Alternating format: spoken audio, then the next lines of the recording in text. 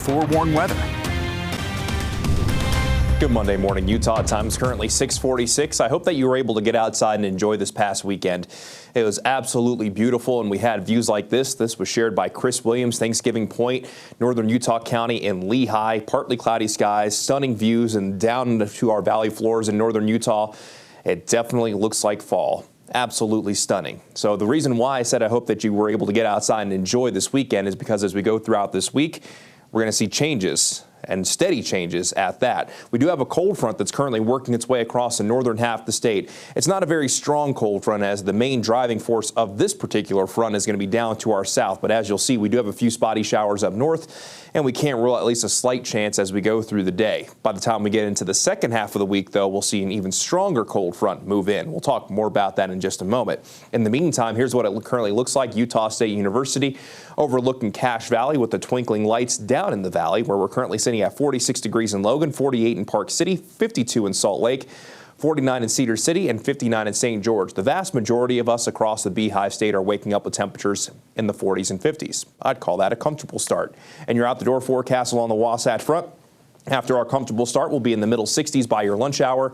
Then daytime highs today along the Wasatch Front will be topping out in the upper 60s. That's still above where we should be for this time of year. But instead of seeing a daytime high more than 15 degrees above average, as we reached the upper 70s yesterday, upper 60s is just that little bit closer to where we should be. So in northern Utah, daytime highs will mainly be in the 60s with a few spots, maybe in Utah County and the Uinta Basin getting into the lower 70s, while down in southern Utah today, daytime highs mainly in the 60s and 70s there as well, as places like Moab and Bluff lead the way by getting the daytime highs in the lower 80s. We'll go ahead and zoom things in here, and you'll be able to see your daytime high today and your overnight low tonight. 69 for Salt Lake as we get to a daytime high of 63 in Park City. And we'll be at 67 degrees over in Dugway. Down in central Utah, high of 77 in Castledale, 68 for Fillmore, and we'll get to a high of 67 in Emory, while down in southern Utah, we'll get to 67 in Monticello, 77 for Hanksville, 67 in Beaver, and St. George today. Instead of a daytime high in the mid-80s, we'll get to the middle 70s by getting to 77. Let's go ahead and begin the Futurecast, and I'll start this at 9 o'clock this morning, and the Futurecast will show that front working its way down to the south with that slight chance for a few spotty showers. Along the Wasatch Front, it's maybe about a 10 to 20% chance. So for the vast majority of you, you'll get through the day dry. And if we are to find wet weather, it's mainly going to favor the high terrain.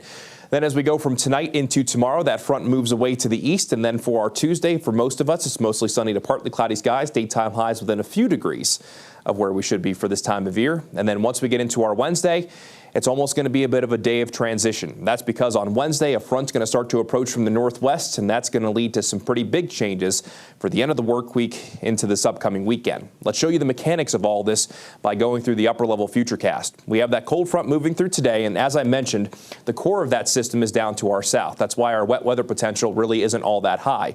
As we go throughout the next few days, that low pressure moves from west to east, all for our next system to move in on Thursday. This is going to be bringing us a pretty decent chance of wet weather by the looks of things as we currently stand to northern Utah, with daytime highs that could drop a little bit below where they should be for this time of year.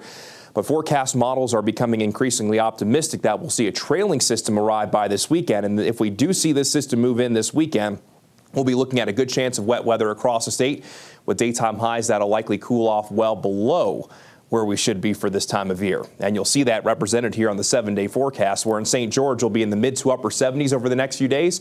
Overnight lows close to 50. Then we add in a slight chance on Thursday with a high dropping to the low 70s. And by Saturday into Sunday, we could see highs go from the 60s to the 50s down in St. George. Along the Wasatch Front, a slight chance for today, middle 60s under mostly sunny skies for our Tuesday. Then that daytime high climbs to 70 degrees on Wednesday with that southerly flow ahead of that next cold front. Then Thursday and Friday bringing a decent chance of showers, highs dropping into the 50s. And by Saturday and Sunday, we could be talking about daytime highs in the 40s along the Wasatch Front, with overnight lows close to freezing. Big changes coming our way. Let's go ahead and check the traffic out there.